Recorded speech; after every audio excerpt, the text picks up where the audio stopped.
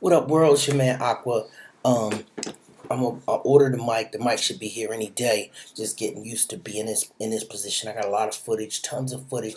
I shot so many videos for y'all, but I haven't put everything up. I need a little polish, so just working with it right now in a minute. But some of this stuff I want to give y'all because I'm about to leave for Sundown, and that's just gonna be more footage. So I don't want it to pile up. So I got to start putting cool stuff on my page. Some of this stuff you'll get no place else. Some of the stuff will be retro stuff, like I did a Spider-Man Homecoming review. I did a Luke Cage review. I even did an Ozark review. So I want to put some of that stuff on my channel so that I can accumulate more videos when people are searching SEOs. They can find, he did a Homecoming review. Let me see what he thought of this. Because I know sometimes people like to go back. I'm treating this like I'm a new YouTuber because actually I am. Even though I do videos with my friends, those are their channels. So at my channel, we're going to find our personality together. I think it's going to be mostly business related. For those of you that want to run your own comic book company, for those of you that want to write your own children's books, do a little bit more of what I do, or get more involved in the film industry, I think I'm going to take more of an angle like that than more of a critic. But I will critique some stuff. Alright, so without further ado, this Disney panel was super interesting, courtesy of Animation Magazine. This is Animation Magazine, man, and if you get a chance, look at the back. They got Troll Hunters on the back ad, Coco, a big Coco, on the inside, Captain Underpants. You know what I'm saying? So if you look at the ads in here, Disney cars. It's a great magazine. My girl Jean is the editor-in-chief. It's a female-run operation. And, I suggest if you're an aspiring animator or a cartoon aficionado or a cartoon comic book illustrator and you want to get into the business, you can learn a lot of stuff here. And I suspect if you're in the California area or surrounding area that you go and pick up the latest copy of Animation Magazine. Some stuff is Moana, Ghost in the Shell articles. So a lot of my insight, I get from this magazine, man. So I'll give you a key to some of my secrets. If you look at the ads, you can see they're very well connected. They've been doing their thing for a long time. You know what I'm saying? And this is a great resource right here. I suggest you grab Animation Magazine, and this is how I met some of the good folks at Disney. This is how I get a lot of my connects. So without further ado, I'm gonna take you to the Disney panel. Shot a few weeks ago. Just uploading it now. But if you're not access to the information, it's great. One of the guys, he worked on Proud Family. I had a connection with one of the older women there. She's working on a book, The Women of Disney. It's a big women's power movement going on, and a lot of women helped build Disney. So I felt a real connection with her. You'll see some of the people that have been around since Peter Pan. And at the end, I met a couple key people. I don't want to ruin it. Watch the video and enjoy.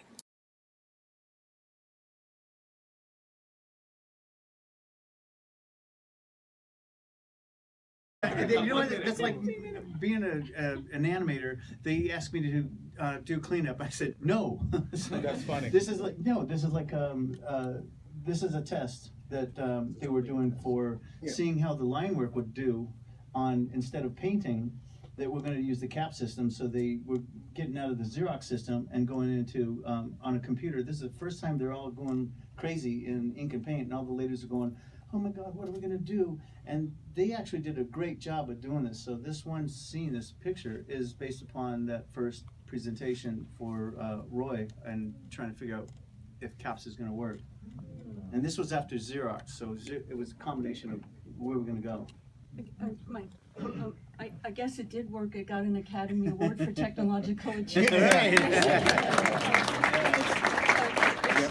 Every film after that. Computer-assisted paint system. Right. Yeah. Yeah. CAPS. Yeah. Oh, I didn't say that. Yeah, we're good. Yeah. So this is the first film that did not use cells. We were still hand drawing it, and they scanned our drawings. The last one was Little Mermaid.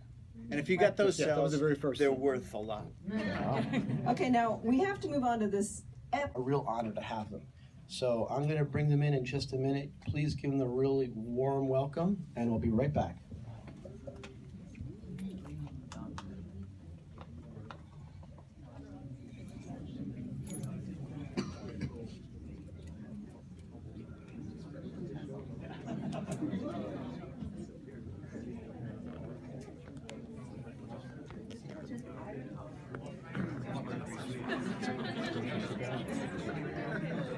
Come on, I'll do it.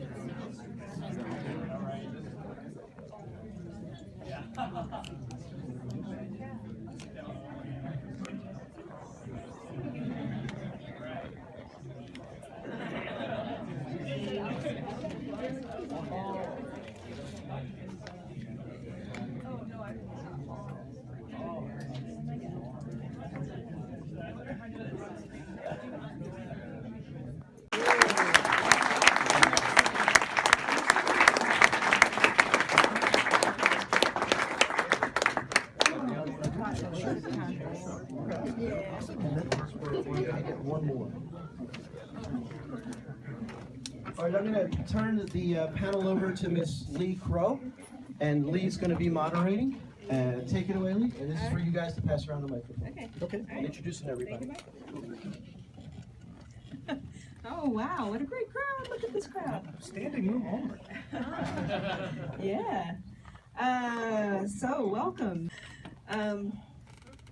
Yeah, my shy animator's suddenly coming out. But I'm also a teacher, so I can stand in front of crowds. I can. Okay, so here we have this great group. Their bios are up here. I know you probably can't read these, but you can read them on your own phones. I'm just going to go down the line and ask people to just say their name and their title, what they are. All right. Hello. My name is Kathleen Quave. I worked at Disney for 7 years, mostly during the 90s, and I've always worked as an effects animator. I've worked at many other studios. I say 25 feature films.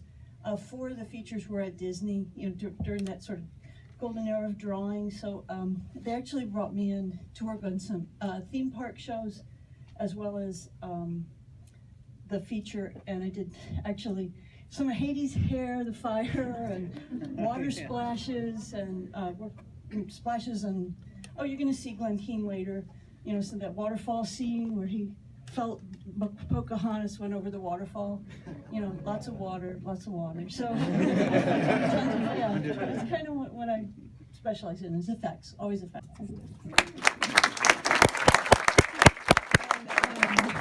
I'll keep it quick. I'm Michael Cedino. I've been working at Disney for 27 years. I started at Fox and the Hound and ended up at Treasure Planet. I was supervising, directing animator on quite a few of the films since then. And I'm glad you're all here. I'll keep it short. Yeah. I'm Marlon West. I'm also an effects animator. I actually learned how to be an effects animator from Kathleen, actually. Before that, I would just tell people I was one. But I, after working with Kathleen for a couple of years on a couple of unseen classics like Rover Dangerfield and worked with Bruce on Bebe's Kids, I've been at Disney since The Lion King, and I am still there. Most recently worked on Moana, and so from Lion King to Moana, and a bunch of shorts and stuff in between, and working presently on the sequel to Frozen. So that's me. All right.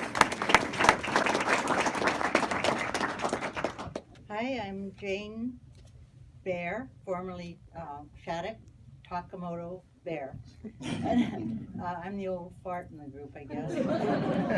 I started at Disney on Sleeping Beauty, and then worked at a few other studios, and worked again at on The Rescuers, and then Roger Rabbit, and a bunch of stuff. Small 6 degrees of separation between all of us is just oddly enough. You can probably connect a lot of projects between all of us.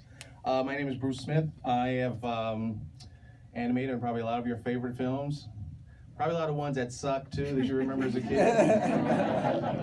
Animated on those too. Also directed a couple films. Marlon mentioned Bebe's Kids, and souped animation with this character here on. Actually, you're looking at Pacha and Cusco. Yeah. I don't want to completely give Nick's intro away. But, and let's see, Space Jam among some other things. Yeah. Oh man, created a TV show called The Proud Family for the Disney Channel. So thank you so much. Wow, people remember that. Tell Disney so they can put it back on and I can keep getting residual checks. That would be great. And we'll hear more later.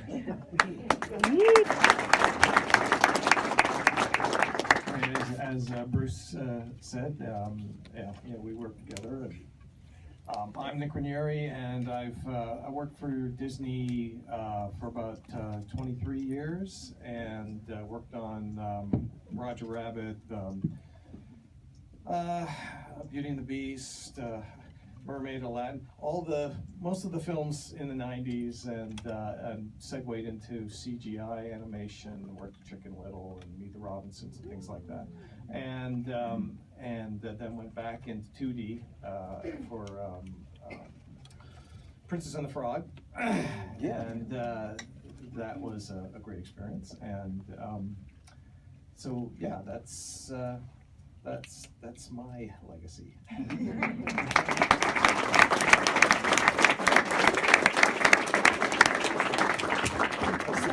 So we're going to focus on the first golden ages, 30s, 40s, 50s, roughly.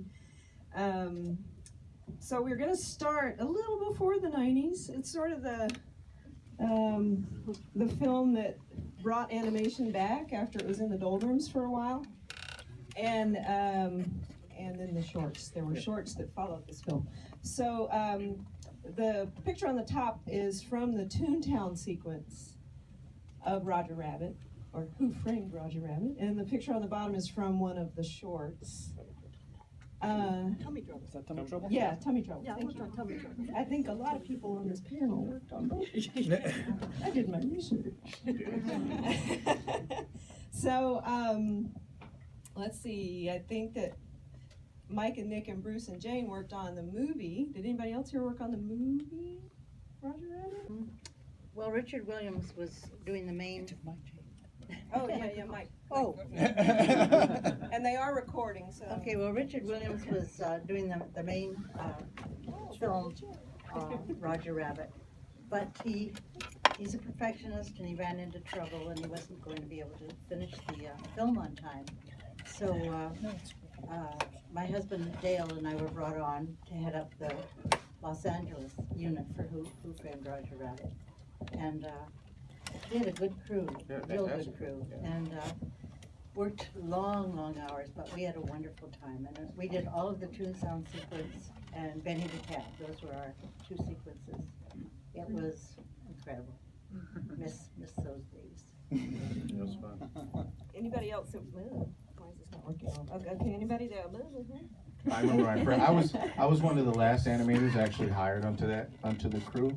So normally what happens when you're the last guy is that you sort of, I remember watching the reels, Zemeckis said one time, and just hearing him laugh out loud at, like, you know, all the sequences. We'd go over there late at night. Oh my gosh. Yeah. It was great. But I remember when I saw the sequence of Toontown, you know, where, you know, you see all the characters, all the throwback characters from 30s and 40s and such, and I knew right away it was all in sort of a story sketch, and we're all laughing, and I'm laughing, but then all of a sudden I got sad because I knew those sequences were coming to me. If you understand the protocol, you know, the sort of picking order animation, the last guy I hired normally, but I enjoyed those sequences, and those were really fun, actually. Actually, one of my first scenes was when, you know, Hoskins rides into Toontown, and that big curtain opens up and you see the sun dancing, singing back and forth. That was my shot. So that was fun to work on. Nice. You know, you see him driving around. Actually, so what was interesting, I don't know if you know this, maybe you do, but there's all these singing trees and such, you know, singing bushes, singing trees. But one of those singing trees actually is a caricature of me. Like I had an afro and a guitar, and I drew some really like big lips on the tree and stuff like that. It was really great. I had a great time doing it. I don't know if you know that now, but you can't fire me, so it's too late. We snuck in a lot of stuff based on our animation, group posters on the wall. Yes, right. Like we had a guy working for us who was a rubber band freak, not you, another one. And he would shoot rubber bands all over the studio. So we had a poster made. His name was Gregory. Poster put on the wall. Gregory and his rubber band. As a poster in the background. In the background, Right. Toontown. Well, there was about a dozen of them, I think. Oh yeah, easily. We love to dress up those gags and such. Well, when you're working long hours, it's It does. I think the biggest one that I was at the studio in London at the time, and I think the couple of people that I was in contact with at the LA studio told me of one. There's a shot where the car crashes into a lamp, and there's this little sort of wound up toy, and basically that was the production manager who everybody hated. And they caricatured her and put her into it and had a bowling ball fall on her. I won't mention her name, but she was like, "Oh, it's me! I'm so honored." You know? So since you were in London, that means you worked on the main film. What did you do in the main film? Oh, I worked on a bunch of. I started on the Roger Rabbit character. I did a little Jessica, little Weasels, but mostly Roger Rabbit. Dick Williams was great. He was an animator's animator. He was one of those guys where, you know, if he saw talent or ambition, he would try to nurture that. And a lot of us were really hungry for good shots and things like that. And at one point he says, "Okay, I'm going to give this shot to Nick. Let's make it shine, make it shine." And it was the shot where Roger comes down with the gun and waves it around. It's like, "Okay, freeze, you know, grab some sky, or let the judge have it." And so I had to do all the characters. He leaps over, and "I'd love to embrace you," and you know, all this, and then a ton of bricks falls on him. Gave me that whole chunk just to do that. It took me about a month. But it was amazing, you know, to actually get that chance to do something like that. And yeah, that was an amazing experience. At the time also, I could probably yell this, at the time we were all excited also because we kind of felt that it was a very different film that was kind of necessary for that time period, because animation was really in the doldrums at that time, sort of in, it's like the late 80s or something like that. So we all knew when we picked up the pencil on that we were working on something that was really cool. So Mike, you worked on it too, didn't you? Oh, sorry. No. Were you gonna say something? No. Okay. Amen. Amen. It was good. Here, I can give you mine. You got, No, I You didn't. got a Roger? Oh, you didn't? No. Sorry.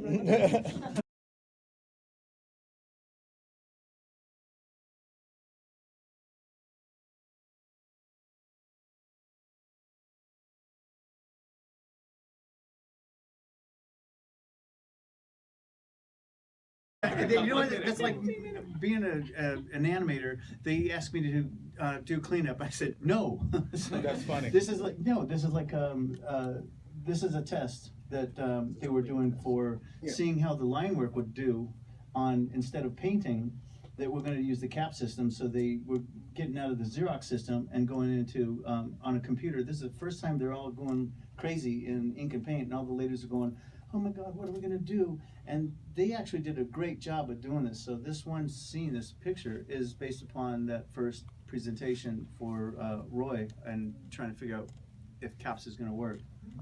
And this was after Xerox, so it was a combination of where we're going to go. Mike, I guess it did work. It got an Academy Award for technological achievement.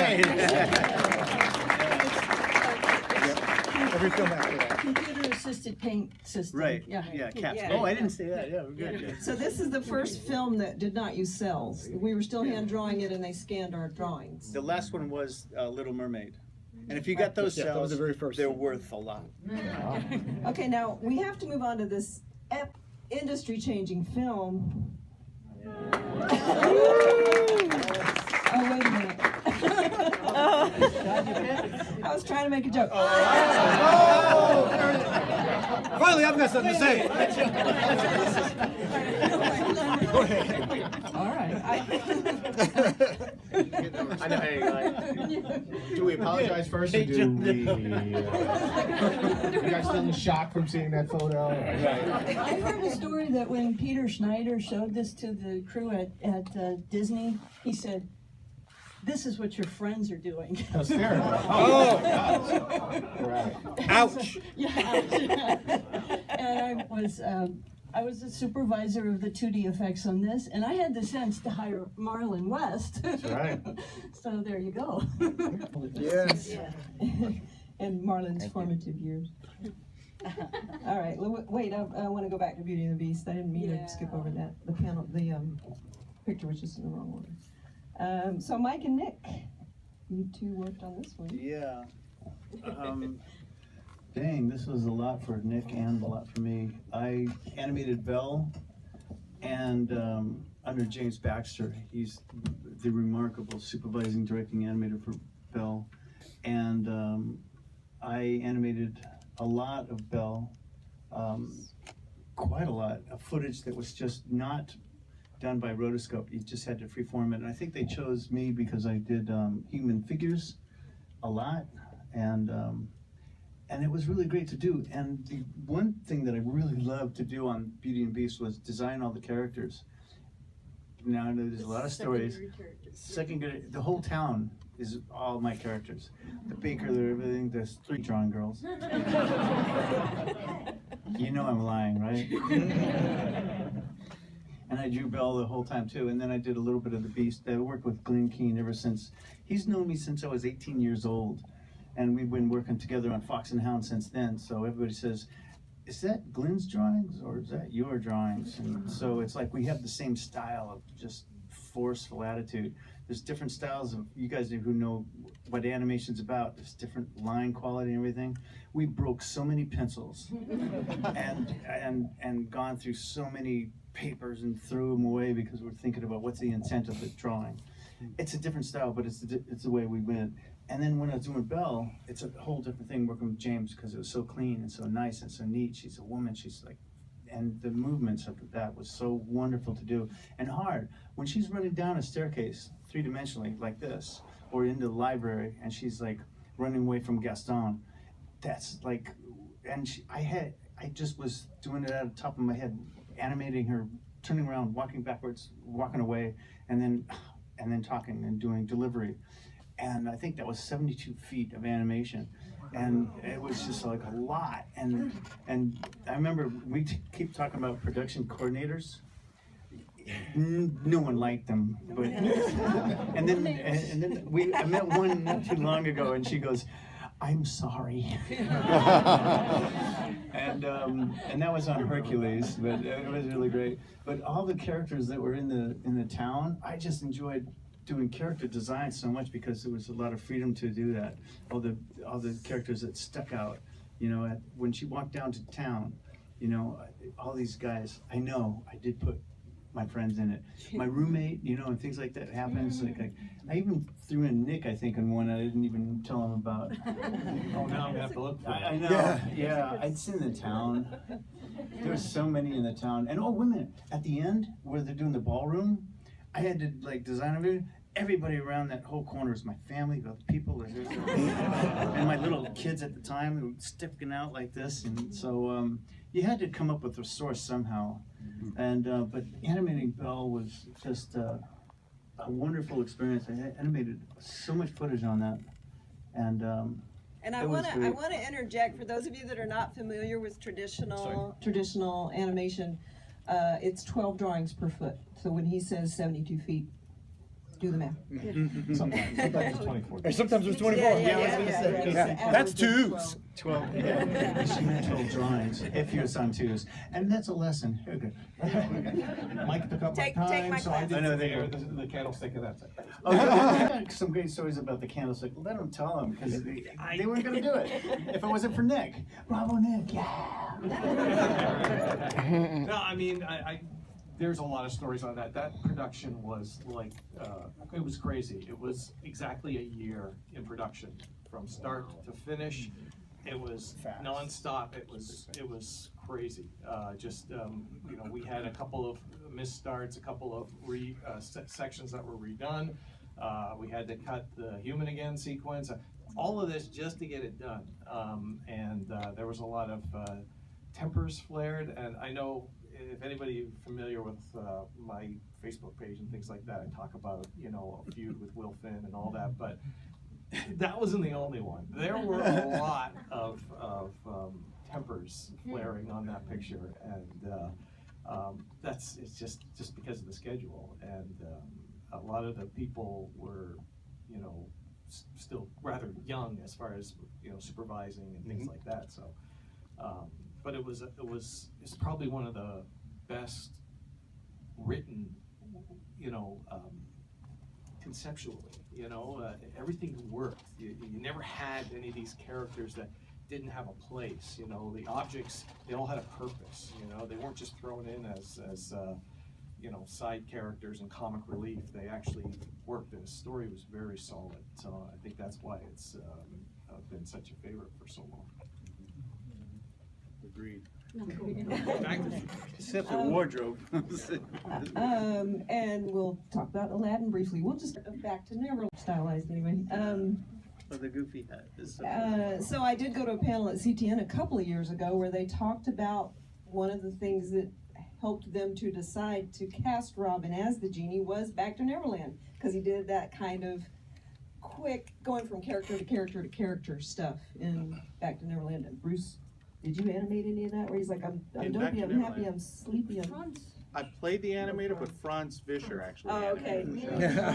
Now I could have just lied to y'all and took all that credit. You're the on-camera animator. I'm the on-camera guy. Yeah, he is. He's so the on-camera everybody animator. thought that I was the guy who did that, but no. It makes it look like he's the one, yeah. Right. All right, and we are gonna have to skip, we can't talk about Aladdin too much, let's skip ahead to this one. Well, Since let's do it's- Aladdin. It was, I animated Aladdin. it's 3 o'clock, Mike. All right, We can't that's skip it. Lion King, we can't skip Lion King. All right, I animated Simba. Yeah, there you go. I animated every damn for Mulan. All right. I did animate Aladdin. Okay, and then Simba is really great, but both of them were like, actually, they're kind of similar characters in Kid, and like, if I was like 16, 18 type of thing, and they're both kind of similar to like getting out. If you really think about it, Simba is a lot like Aladdin, you know, and a little bit more of that retrospect about like, wow, I don't really think about girls right now, but yeah, I do. And then they're also going out and trying to find out who they are, you know, and I think working on Aladdin and this film was just working with the personality of a kid, a young adult.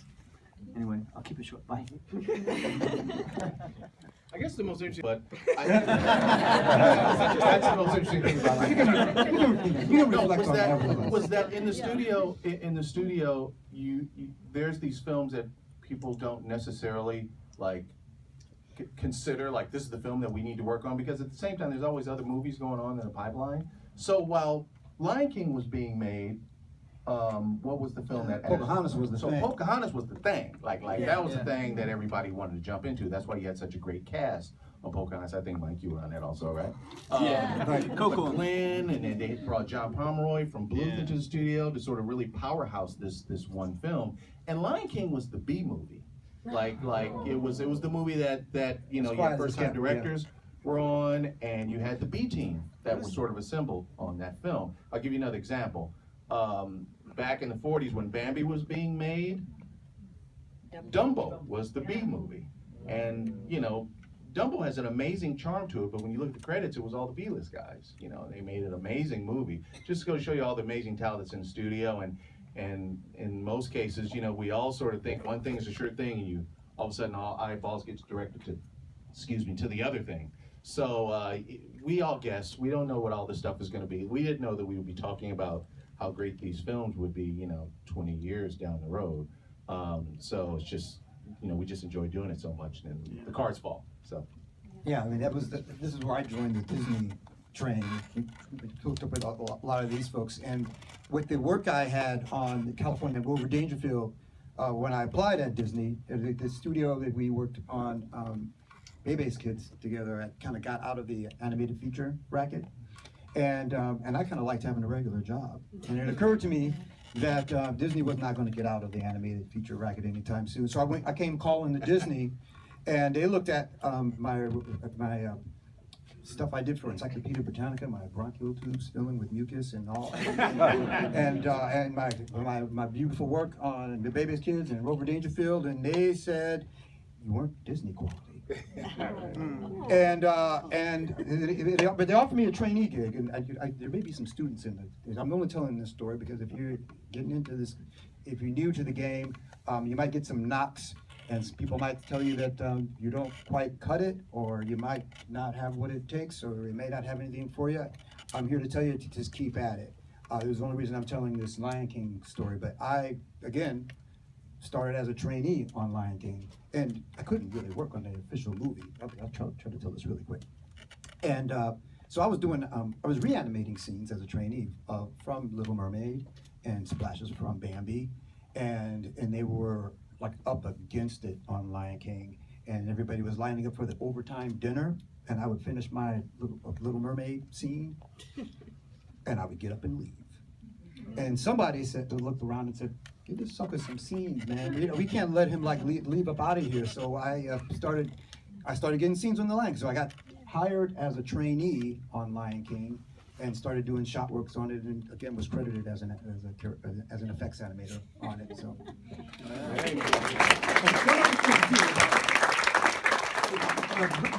Bruce joked about some of the films we probably all worked on, except Mike's only worked on classics. The worst movie you've ever seen, animated or otherwise, people killed themselves to make. Like, nobody makes a movie, sets out to make a movie that's like, you know what, this movie's lousy. We're leaving at 3. You know, that does not happen. So it was really amazing to work really, really hard on a film like The Lion King and actually go see the teaser trailer, the Circle of Life teaser trailer in the theater, full theater, and have people just like lose their minds. I won't say the for it. So it was really cool working on films that people actually like. I have to interject.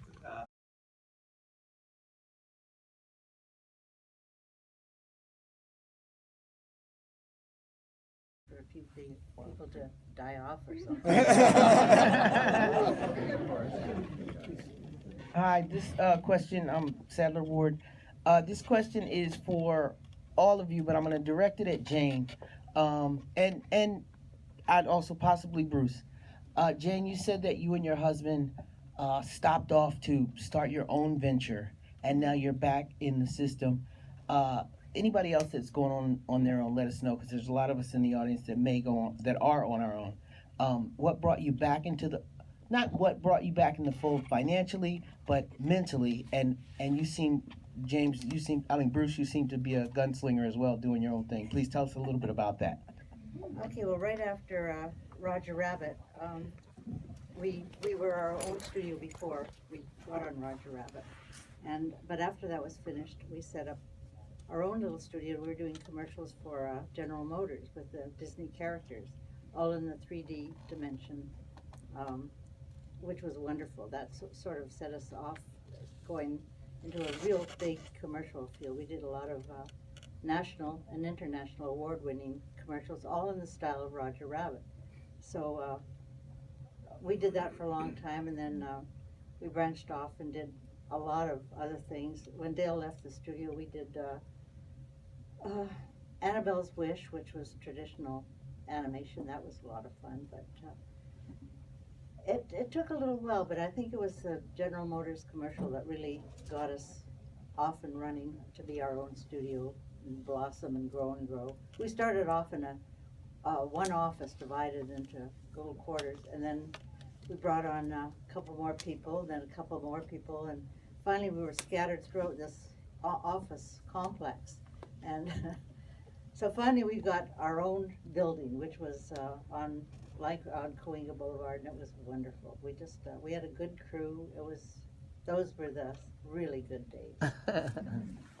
Yeah, and in terms of just, when I started my studio, the purpose specifically was to feed an audience content in an area that I thought no one was really sort of venturing into, which, you know, at that time was, you know, I wanted to put some more African American characters on the screen. I mean, I think that you know, animation was. Oh, thank you. Really good snaps, girlfriend. But I mean, at the time, it was like animation was really flourishing, and I just thought that one audience that was underserved was the African American audience, and as much as we enjoyed working on Baby's Kids, I mean, Marlon and I used to have these conversations all the time. And I just thought that, okay, now's the time. I mean, I just came from Space Jam and had this idea of the Proud Family that always sort of percolated. So when we got the project up and running, it just made sense to produce it out of my own house, just because I didn't want other executives in my ear trying to tell me what the show was going to be. So now to sustain something like that that's the toughest thing to do, because you have to continue to feed, you know, content-wise and have lots of people that are like-minded, you know, and have a team around you that you feel like can support and make this thing grow. So I just couldn't grow it the way I wanted to.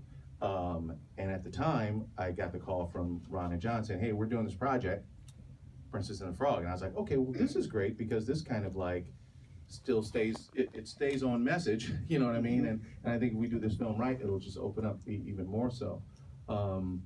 So that happened.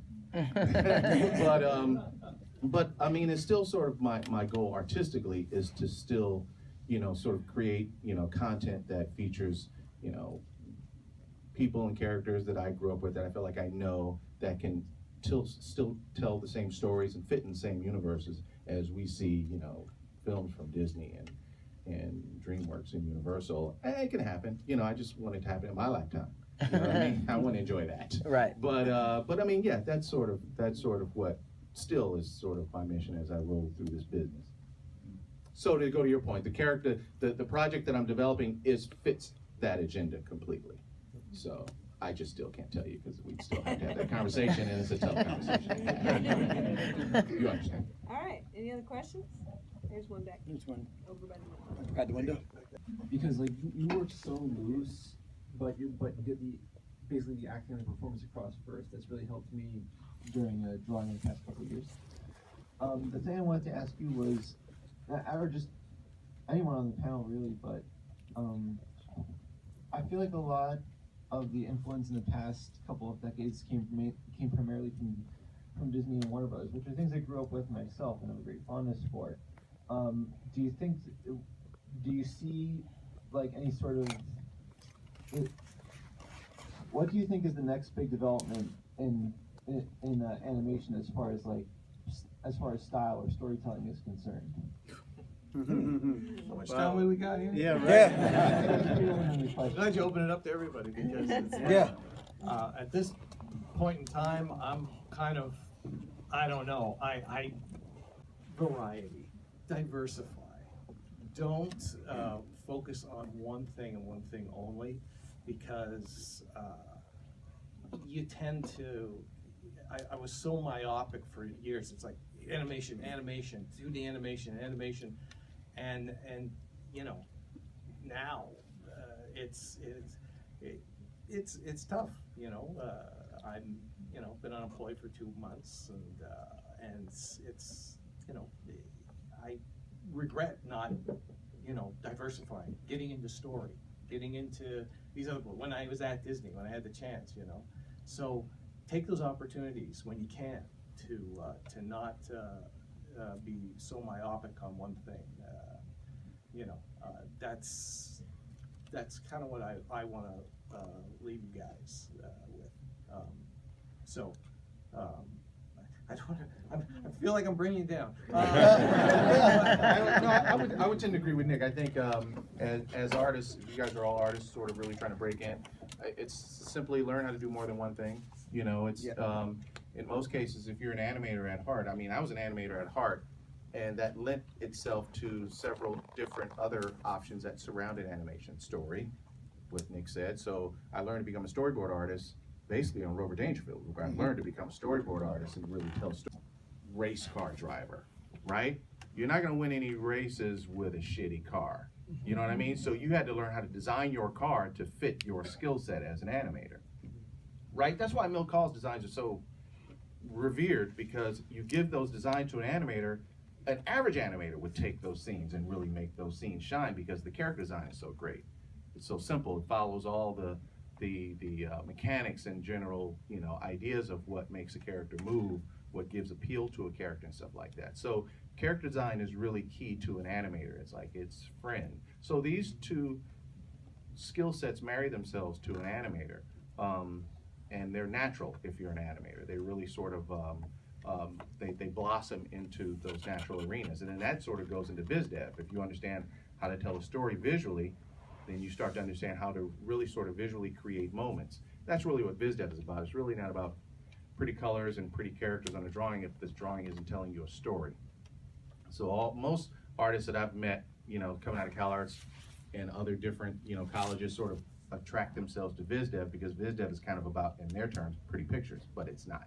The concept of viz dev is really being able to tell a story, give a moment, something that actually influences the film. I don't know exactly how to end this video, y'all. Basically, that was all the footage I got, except for the surprise ending. I got to meet Glenn Keane. If you don't know who Glenn Keane is, do your homework. And his #1 go-to, Jeannie, agreed to have lunch with me and teach me some animation tips. Jeannie is a vet, you know, and Glenn, after being at Disney for 35 years, took her along as his #1. So, you know, Glenn is a master. He's a guru in animation. All these people work under Glenn to a degree, I guess. I don't know, with Glenn alongside. They're all vets in their own right. But Glenn is that dude. Alright? So I got a chance to talk with Glenn, talk to Jeannie. They gave me notes on the Kobe Deer basketball. They told me about what it was like to sit down between John Williams and Kobe Bryant. And they used to talk about their theories. What John does when approaching a score versus what Kobe did when approaching a basketball game. And I think you can correct me on this if I'm wrong, but I think Kobe liked Beethoven's 8th Symphony, and John Williams uses Beethoven's 5th Symphony. And Kobe would say he would put out chairs, and in his head while he was playing basketball, he would play Beethoven's 8th Symphony in his head, and that's how he could block out the fans yelling boo and trying to get him not to score points on the opposing team when at away games. And John Williams uses Beethoven's score to inspire him before he sits down and attacks a new movie. But the stories Mr. Keane has just will blow your mind. And hopefully I get a great lunch with Jeannie, and she teaches me a lot more. I'll share pictures of me and Jeannie and me and Glenn at the end of this video. Peace.